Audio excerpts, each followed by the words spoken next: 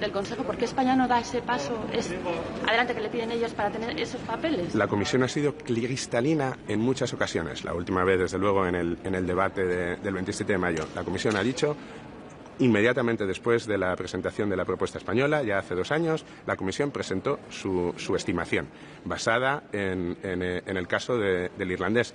Y la Comisión estará, cito textualmente a la Comisión, pero preguntadles a ellos, la Comisión estará preparada para presentar otro tipo de análisis más actualizados cuando la propuesta se haya adoptado.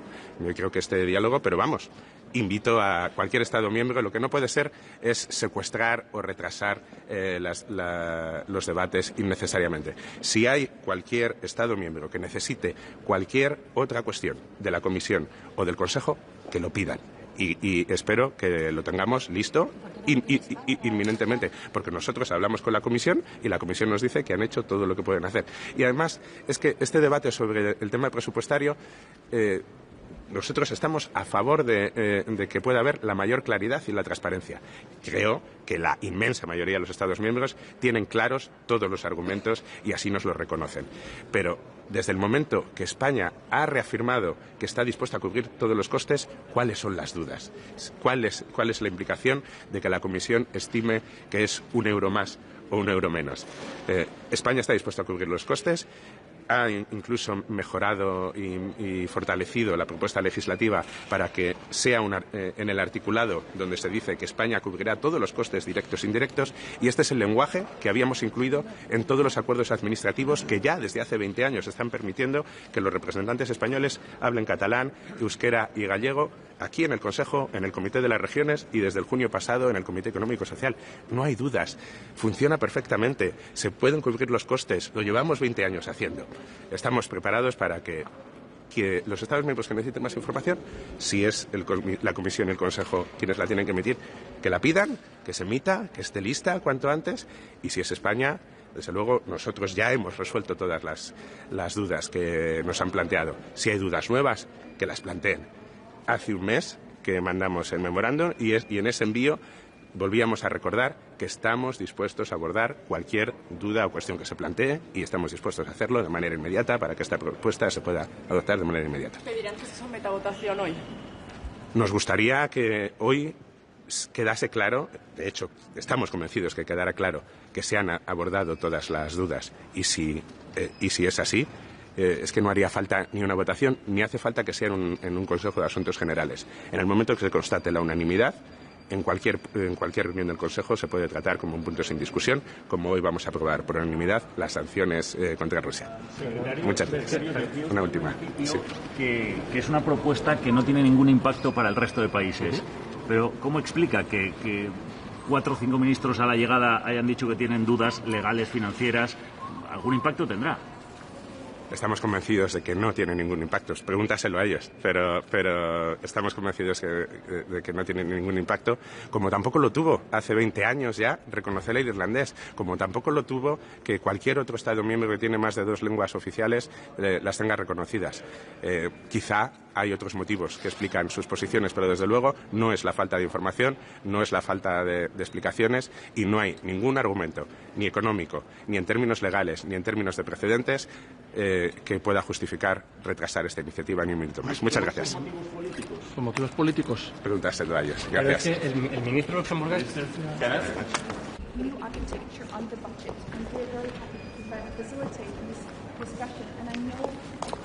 Huomenta, good morning, good morning. Today we'll be discussing the MFF, and when we think about the overall or the level of the new budget, it's simply too high. We need to be responsible enough to also prioritize spending. Not everything can grow, so it's simply too high, the overall level. But we are very happy about many of the priorities within the budget when it comes to competitiveness, when it comes to security, including strong support for Ukraine. We know that Russia is posing a long-term threat to Europe. Mitä tulee muutama sana ehkä suomeksi myös, jos katsoo meidän näitä prioriteetteja, eli kokonaisturvallisuuden vahvistaminen, kilpailukyvyn vahvistaminen, puhtaan siirtymän ja biotalouden edistäminen, niin budjetti sisältää paljon näitä elementtejä, hyvä niin. Monia asioita vielä joutuu totta kai vahtimaan, muun muassa maatalouden osuutta.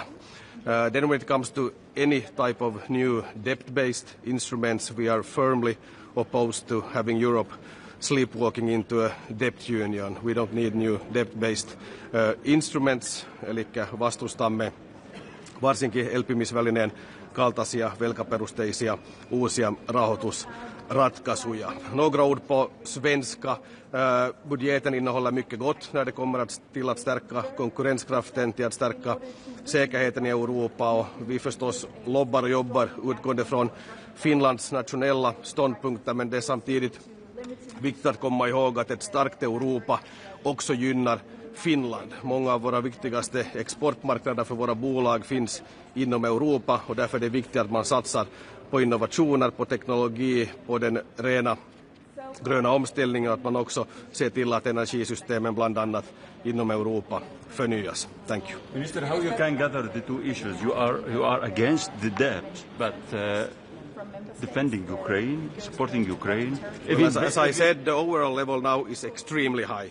It's rising a lot, so we need to push that down, and that then we don't need, to the same extent, any new instruments or own resources, etc. About the American issue, like Mr. Trump is pushing Europe to finance totally the arms for Ukraine. Do you think Europe can do this role, can pay and fill the gap of the American financial? I think it's good that Europe takes more responsibility for its own defense, for its own future, and that we are now strengthening the European pillar within NATO. And I'm sure that we will still have a strong also transatlantic relationship, and US will be a strong part of that. Minister, a question on the Spanish language. Has Spain addressed your concerns expressed in May? Do you see any step forward?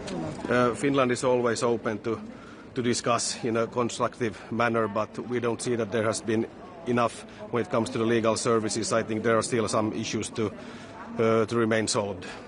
Minister, you said that the budget is too big, but as a share of GNI, excluding the NG repayments, it's increasing from 1.12 to 1.15. Does that mean that you favored actually having a smaller budget?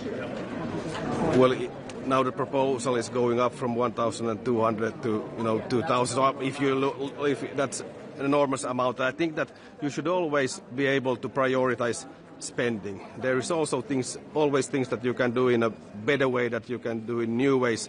And the most important thing is that we get growth back to Europe, that we will become technology leaders, that we can be better in many fields than the US, than China. That will strengthen Europe as a whole. The budget is, of course, in a way a technical exercise. The most important thing is what we do with the money. Do we focus on the right things? Competitiveness, security, clean transition, etc.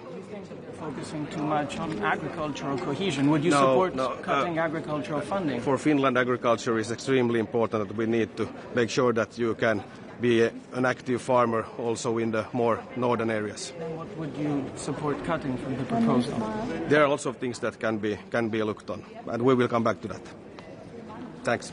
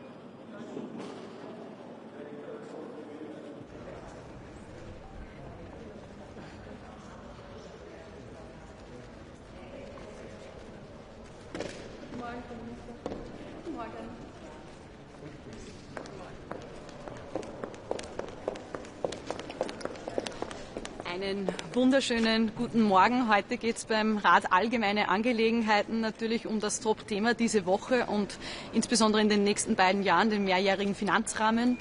Die Kommission hat vorgestern den Entwurf präsentiert und lassen Sie mich mit den positiven Dingen auch beginnen. Ich finde es begrüßenswert, dass durchaus auch moderne Ansätze in der Struktur wiederzufinden sind. Wenn wir zum Beispiel von der eigenen zweiten Rubrik sprechen, wo es um Wettbewerbsfähigkeit, wo es um Wohlstand und Sicherheit auch geht. Aber insgesamt ist dieser Vorschlag des mehrjährigen Finanzrahmens sehr, sehr weit von unserer österreichischen Position entfernt, sehr, sehr weit von der österreichischen Zustimmung entfernt.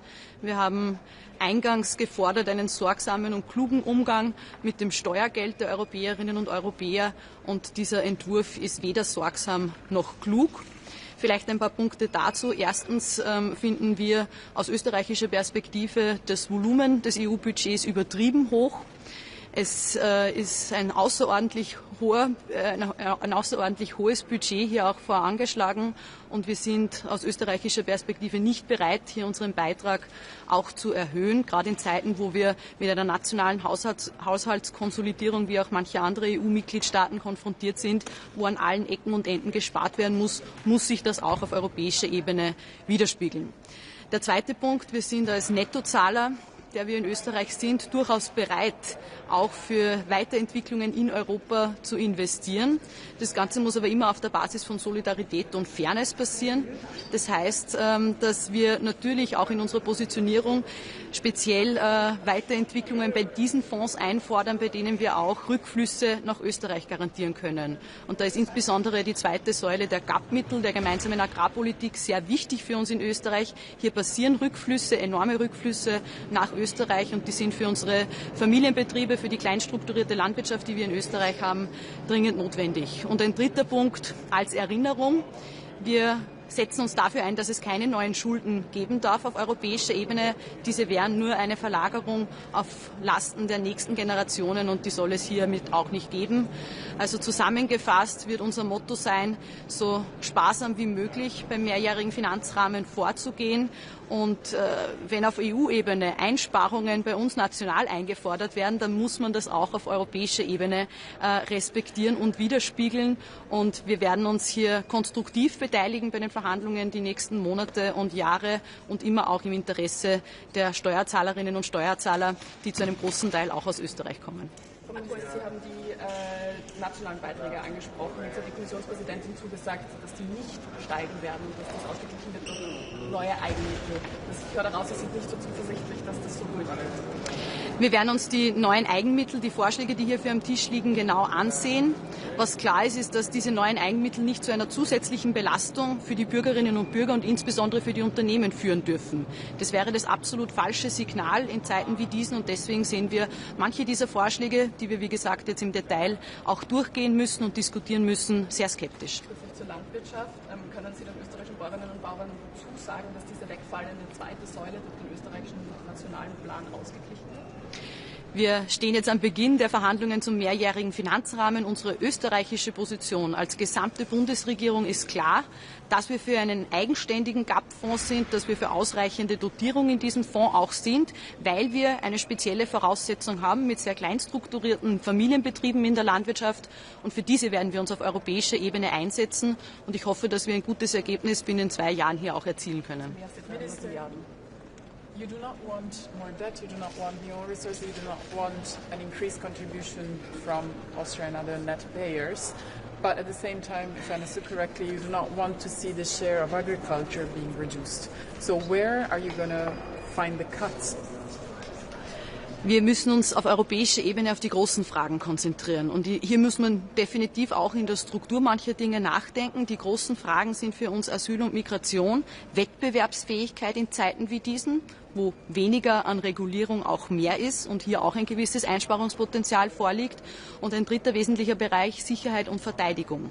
Und statt immer nur bei den Einnahmen nachzudenken, wie wir hier noch höher und besser werden können, muss man ausgabenseitig hier auch die Dinge gut beleuchten. Und ich glaube, es ist nachvollziehbar, dass jedes Land in der eigenen Positionierung hier auch darüber nachdenkt, wo passieren denn Rückflüsse, gerade aus Sicht eines Nettozahlers. Und die sind bei uns insbesondere im Bereich der Forschung und Entwicklung, aber auch in der Landwirtschaft zu sehen. Es gibt ja schon viele kritische Stimmen. Was erwarten Sie für die Verhandlungen? Wann rechnen Sie mit einem Abschluss? Wird es sehr schwer werden? Man geht davon aus, dass die Verhandlungen zum mehrjährigen Finanzrahmen gute 2 Jahre in Anspruch nehmen. Dann haben wir ein EU-Budget für 6 Jahre, 2028 beginnend. Es werden jetzt nach diesen ersten Verhandlungsaufschlägen, nach diesem ersten Austausch auch von Positionen der Mitgliedsländer sogenannte Verhandlungsboxen erstellt, wo dann im Detail die Dinge durchgegangen werden auf den unterschiedlichsten Ebenen. Wie gesagt, wir befinden uns am Beginn dieses Prozesses und die Positionen werden jetzt in diesen Minuten eben auch ausgetauscht im Rat und dann sehen wir weiter. Minister, a question on Spain. What is your position on today's debate on languages? Wir haben den Vorschlag heute wieder auf der Tagesordnung aus Spanien bezüglich der Amtssprachen. Aus unserer Sicht ist es hier sehr wichtig, dass wir die Bedenken, die rechtlichen Bedenken des Legal Services des Rates ernst nehmen. Und diese Meinung des Legal Services ist nach wie vor unverändert. Das heißt, solange kein Vorschlag am Tisch liegt, wo die rechtlichen Bedenken, auch die finanziellen Bedenken restlos geklärt sind, kann man hier noch keine Zustimmung geben. Minister, noch mal kurz Dankeschön. Dankeschön.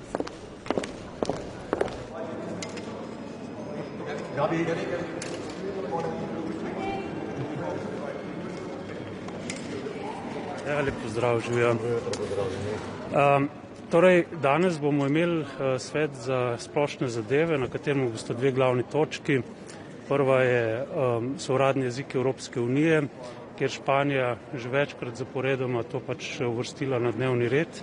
Slovenija je glede tega zelo jasna. Slovenija ta predlog podpira. Imeli smo kar nekaj tehničnih vprašanj, finančnih, pravnih tudi, ampak mislim, da se je to skozi razpravo razjasnilo, tako da če bi prišlo slučajno danes do glasovanja, bo Slovenija glasovala za ta predlog. Zdaj, druga večja točka je večletni finančni okvir. Gre za prvo orientacijsko razpravo. Komisija je v preteklih dneh na mizo šele dala nekatere predloge, ne sicer vseh. Včeraj smo šele videli tudi nekatere konkretne številke, ampak poudarjam predvsem to, da gre za eno dolgotrajno pogajanje od tukaj naprej, ki znajo trajati nekje do 2 let. Večletni finančni okvir, o katerem se pogajamo, bo veljal od leta 2028 dalje, tako da je časa še kar nekaj. Slovenija je načeloma zadovoljna z tem, kar je komisija dala na mizo. Vidimo to kot predlog, ki dopušča sicer še kar nekaj možnosti za pogajanja, gre v pravo smer, lahko bi bil bolj ambiciozen, ponuja nekako dobro ravnotežje med obstoječimi temi inštrumenti, kot sta kohezija pa kmetijska politika, po drugi strani pa odpira tudi možnost za nove prioritete, predvsem govorimo o konkurenčnosti in odpornosti. Kot rečeno, pričakujemo dolgotrajna, težka pogajanja, mi bomo v teh pogajanjih zelo aktivni in si prizadevamo za čim boljši izplen na koncu. Pravite, da je kar ambiciozen ta načrt, pa me zdaj najprej zanima, kako ocenjujete to predlagano višino. Kar precej članic se je odzvalo s tem, da je absolutno previsok.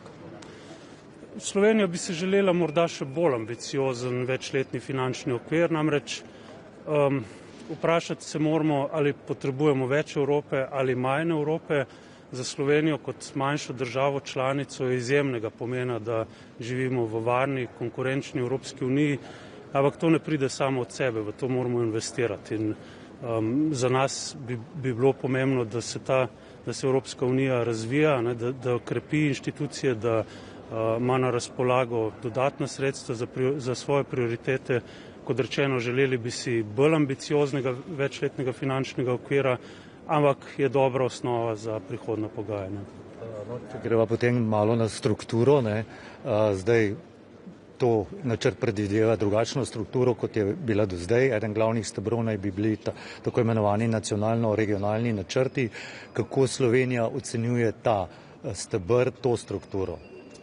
Kar se strukture tiče, je treba priznati, da je v bistvu komisija šele v zadnjih dneh razkrila svoje karte. Tako da pristojna ministrstva v vseh državah članicah v teh trenutkih računajo, kaj konkretno to pomeni ne samo za vlade držav, ampak tudi za vse tiste, ki so porabniki proračuna Evropske unije. Tako da v tem trenutku v bistvu težko reči, da bo ta struktura pozitivno, zelo pozitivno vplivala ali bo imela kakšne pomanjkljivosti, ampak ko pa gledamo tako nasplošno, pa se zdi, da je vse skupaj bistveno lažje, da se je iz veliko različnih inštrumentov nekako streamlinalo na način, da imamo zdaj manj inštrumentov, ki so bolj pregledni, bolj transparentni in za katere upamo, da bo za države članice potem tudi lažje, da jih bo uporabila na pravilen način. Če vas prav razumem, potem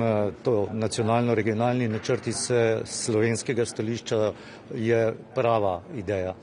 Da, mislimo, da gre v pravo smer. Zaenkrat, kot rečeno, še nismo tam, da bi lahko vlada podala zelo jasna stališča o tem, pač vse države članice v tem trenutku še delajo izračune, kaj to konkretno pomeni, ampak jaz mislim, da tako kot se nam zdi v tem trenutku gre v pravo smer in bo to tudi za Slovenijo, za slovenske državljane najbrž v končni fazi potem boljša rešitev. Pravite, ne vse države zdaj delajo prve izračune. Kakšni izračuni so na naši slovenski strani, kako nam kaže, kakšne so številke? Poglejte, Slovenija je ena izmed držav, ki se je v zadnjih 7 letih nadpovprečno razvila. Mi pred 7 leti, ko smo se pogajali o prejšnjem večletnem finančnem okviru, smo bili na približno 82% povprečja Evropske unije, danes smo na približno 90%. Tako da to je seveda treba upoštevati. Mi se prihajamo iz drugačnega izhodišča v ta pogajanja, kot smo prišli pred 7 leti. Ampak kot vse kaže, zaenkrat bo Slovenija uspela v veliki meri obdržati te tradicionalne inštrumente, kot je kohezija, kot je skupna kmetijska politika, po drugi strani pa bo dobila na razpolago nekatere inštrumente, ki jih do zdaj ni imela, predvsem govorimo o konkurenčnosti, o varnosti, odpornosti in prav pri teh inštrumentih, ki so pomembni za prihodnost Evropske unije, smo si tudi v dozdajšnjih neformalnih pogovorih uspeli izpogajati nekatere elemente, naprimer pri konkurenčnosti bojo sredstva, kot kaže, namenjena tudi malim in srednjim podjetjem, kar je za Slovenijo zelo velikega pomena. Ko govorimo o varnosti, bojo sredstva najverjetneje namenjena tudi dvojni rabi. Tako da v bistvu izhodišče, ki ga imamo zdaj, ni slabo, je dobro, ampak opozarjamo pa še enkrat na to. Gre za proces, ki bo naporen, težak, ki bo najverjetneje trajal tam nekje 2 leti in vprašanje, kaj od tega, kar je zdaj na mizi, bo na koncu sprejeto. Ampak če sklepamo po tem, kar je zdaj na mizi, nam kaže dobro. Kaj pa številke konkretne? Se je že pojavila številka 5,4 milijarde za Slovenijo, lahko kaj glede tega več?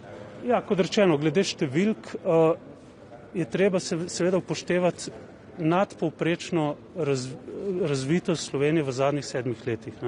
Pred 7 leti smo izhajali iz popolnoma drugačnega položaja kot sedaj, na približno 82% razvitosti Evropske unije, sedaj smo na približno 90%. In ko govorimo o številkah, vidimo, da kakšnih večjih rezov tukaj najverjetneje za Slovenijo ne bo.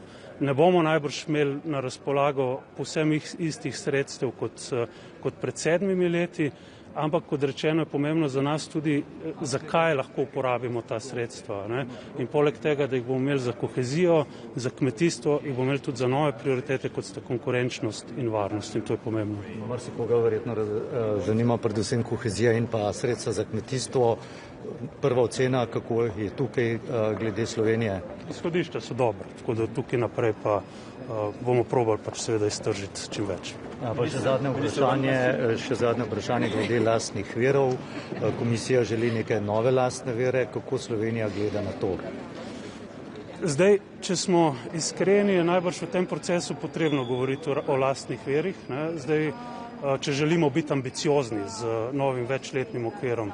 Komisija je dala na mizo kar nekaj idej, na katere so bile že takoj od začetka zavrnjene strani nekaterih večjih držav članic. Jaz bi želel poudariti, kaj je tukaj za Slovenijo pomembno. Za Slovenijo je pomembno, da ko bomo govorili o lastnih virih, se pravi gre za nove vire financiranja, bo treba zelo konkretno zračunati, kaj bo to neto pomenilo za nas in videti bomo mogli seveda zelo konkretne predloge strani komisije, da bomo to lahko storili. Ne branimo se te razprave, ne moramo pa v tem trenutku še reči, kateri izmed lastnih virov so tisti, ki bi prišli za nas upoštevani, kateri ne.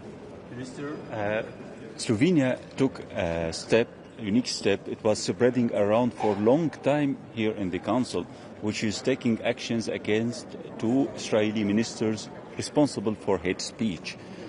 Why you took this decision, and are you hoping that you can take or gather some countries around this position, especially that we remember that Mr. Borrell at that time was promoting this and Slovenia was supporter of this idea?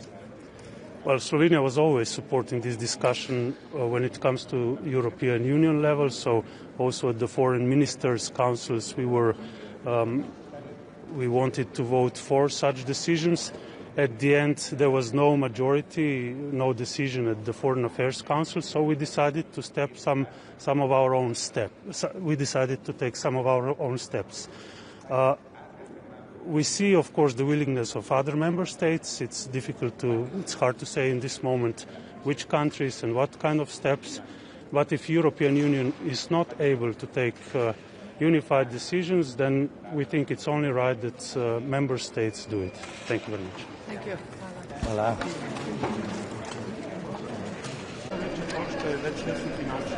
Morning, Minister. Jó reggelt. Kezdi. Első miniszteri szintű vitája lesz az MFF-nek.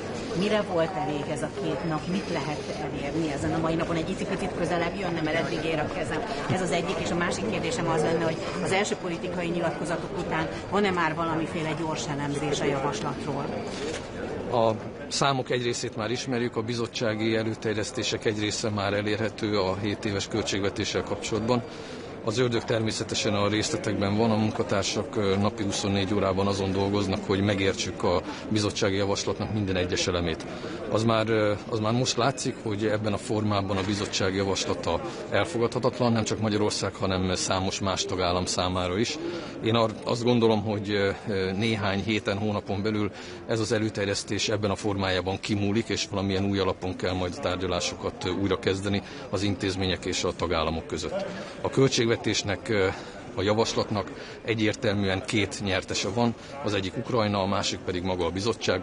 A mi számításaink szerint közvetlen és közvetett módon az uniós költségvetésnek körülbelül 20%-a Ukrajnához kerülne. Ez azt jelenti, hogy minden 5. adófizető euró az Ukrajnában fog kikötni. A bizottság a másik nagy nyertes, egyrészt olyan hatalmi és költségvetési koncentrációt hajt végre, ami eddig az Európai Unió történetében precedens nélküli, másrészt pedig 2500 plusz álláshelyet kér magának. Ezek egy része nyilván arra fog menni, hogy az ukrán csatlakozási folyamatot tovább lehessen gyorsítani. Vesztesek is sokan vannak, az európai mezőgazdaság az nagy vesztese ennek a javaslatnak, jelentős mértékben csökkennének az agrártámogatások, és ezeket összevonnák a kohéziós pénzekkel. Az látszik, hogy valószínűleg a gyorsított pályán Európai Unió felé haladó ukrán mezőgazdaság számára készítik elő az európai piacot. A jogállamisági kondicionalitást is megerősíteni a bizottság, ez a jelenleginél is erősebb politikai és ideológiai nyomásgyakorlási eszköz lenne. Ez lehetővé tenné azt, hogy tagállamok teljes uniós forráskészletét felfüggesszék igen rövid időn belül. Ezt az eszközt eddig is politikai célokra használták föl, ezután is erre fogják felhasználni. Nyilvánvalóan ez Magyarország számára elfogadhatatlan. Nem hiszem, hogy ez az előterjesztés lenne az, amelyik az Európai Unió versenyképességét és jövőjét megalapozná az elkövetkező 7 évre. Minister, in English, on the MFF, the rule of law mechanism, do you see this as like a front? I think it's a tool for political and ideological pressuring. In its current form, it was used for these purposes, and I think it would be used for those purposes also in the future. This tool has been strengthened and the scope has been expanded. Now it allows the Commission to suspend access to all EU funds for political and ideological purposes. Of course, this is something that is a non-starter for Hungary. We have indicated this to the Commission previously. I will say that today at the Council. To me, it's impossible to see how a 27 consensus could be reached on the MFF on this basis. In general, the 2 billion, is it too big or too little? Because Hungary has profited a lot from the EU budget in the past and your economy is not doing so well. Well, I don't agree with your assessment about the state of the Hungarian economy, and I don't agree with your statement that Hungary has enormously benefited in this period from the MFF because of the different systems of conditionalities. This means that some of our funds have been suspended for clear political purposes, for blackmailing and pressuring. This is something that I cannot interpret as a positive. As far as the numbers are concerned, the numbers look big, but if I add to this that we are speaking on current prices, so it does not include the effect of inflation, and we speak of 10 to 12% of this budget going for interest and loan repayment for the next Gen EU. This money is not that big. But to me, the most important thing is whether member states can get access to these funds in a fair and objective manner, and whether these funds could be channeled to activities that actually contribute to solving the challenges the European Union is facing. I don't see that in the current proposal. Where does Hungary stand on Ukraine facility in the MFF, please? Sorry? Ukraine facility in the new MFF, where does Hungary stand on that? We did some preliminary analysis, and our assessment is that it is not only the Ukraine facility that Ukraine benefits from this proposal. Directly or indirectly, Ukraine will get around 20% of the EU budget for the seven-year period. That means every fifth euro in the budget, directly or indirectly, will end up in Ukraine. I don't think that this is sustainable. How did you come to this conclusion about every fifth euro? Well, in addition to the Ukraine facility, Ukraine will benefit from the European Peace Facility. Most of this European... I'm talking about the proposal. If you want to speak about the blocking, I would be happy to speak about that. Now we speak about the proposal. The European Peace Facility's amount has been almost doubled to 31 billion euros. Most of this will go to Ukraine.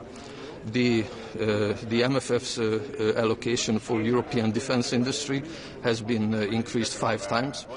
One of the main proposals is to support Ukraine and the Ukrainian defence industry, so I expect a lot of this money going to Ukraine as well. Global Europe also allows Ukraine-related programs to be financed, and there is a possibility of establishing a further loan facility, which is basically an unlimited possibility within the perspectives of the headroom to finance Ukraine through loans. So if adding all this together and taking off the next Gen EU repayment part of the budget, this amounts to around 20% of the EU budget. Minister, your Prime Minister has said that the Commission should go back to the drawing board with the budget. Is that the message that you will deliver to your colleagues in the Commission today? Exactly. After ETS package was adopted, is it possible that negotiation on EU accession will be resumed for Ukraine? We don't see a connection between the sanctions packages and the accession process of Ukraine. The Hungarian position on Ukraine's accession process has not changed. Thank you very much.